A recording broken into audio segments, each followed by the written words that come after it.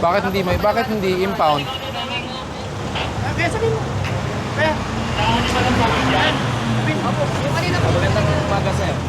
Kasi sa nabasa ko sa LTO portal, hindi impoundable violation basta may valid registration. Mali. Pakita. Mali ka. Anong LTO Memorandum Circular yon? 2020? Sige. Siguro naman hindi ito outdated kasi ito yung unang ano. Kasi siyempre, nagtitingin din ako bago ako magbigay na information. You are, saan ka connected? Tsaka, Sir, kapamilya ko lang siya. Okay. Kapag nag-ano lang ako, concerned lang ako sa kung ano yung experience nila ngayon. Section 73, DOT's LTO Memorandum Circular 89105. sige. Paki-verify na lang din, sir, kung outdated ito or updated. Ikaw naman, no? Mainam na rin, sir, nang malaman ko kung ano ba talaga. So, base dito, LTO portal. The penalty for driving without license as well as other equivalent acts and violations is a hefty LTO penalty amounting to 3,000. It could also result in towing and getting your vehicle impounded. Okay na. okay na, sir. Okay. You are?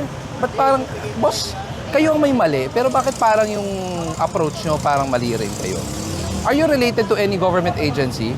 Hindi naman, sir. Okay, so, ba't parang medyo iba kasi approach nyo sa amin? Hindi kayo, sir. Marami kasi sila. So, parang nai-intimidate itong mga... No, they're not intimidated. I was here, kinausap ko na siya kanina. Wala daw siyang lisensya.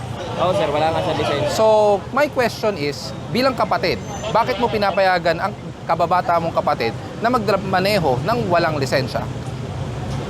Pwede mo bang ipaliwanag sa akin? Baka po, merong memorandum ang LTO na hindi ko alam na pinapayagan magmaneho ang taong walang lisensya. Ayun nga lang, sir, kasi kanina, nung nag-aano sila, walang maghahatid kasi. Okay, walang maghahatid. Pero my question is, mas nakakatanda kang kapatid, di ba? Hindi ba dapat alam mo na bawal magmaneho ang isang taong walang valid driver's license? Yes, I know. So, bakit mo pinayagan? Kinukonsinti mo ang isang bagay na mali. Pag yan na aksidente, is that okay with you? So, No, di ba? So, why? Why are you allowing them to drive without a license? Then ngayon mahuhuli, you will question the apprehension na parang pinalalabas nyo, kami ang mali. Well, in fact, you are totally wrong for allowing your brother to drive a vehicle without a license. Hindi ba mali ka? yes, ayan. Okay. O bakit ganun? Alam mo ito, it's not just about batas. Ang pinag-uusapan natin dito, yung pangungonsinti nyo sa mali. Which is, sa tingin ko, dapat tama na yan. Lumagay kayo sa tama. Yes. Diba? Yes, namin yung lisensya. Pakuhan mo ng lisensya. Diba? Ilang taon na ba yan?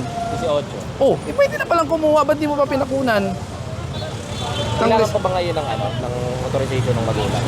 18 na yan eh. Hindi na. Pumunta kayo ng LTO. Ang kailangan, if it's 17. Diba? Wala rin yan sa limit kanina yung sila eh. Oh, tinan mo. Sila nag-rescue. Kasi nagmamadali kami, sir. At Kahit na. Parang paalis na ata yung team nyo. So, we got Kasi their kanina stuff pa nga, as the kasi kanina pa nga yan eh. Patiket naman kami, sir. doon Correct. I know. Pero in the first place, walang ganun magiging problema kung may lisensya yung kapatid mo at hindi mo pinayagan. Tama ka naman, sir. Impound nyo na.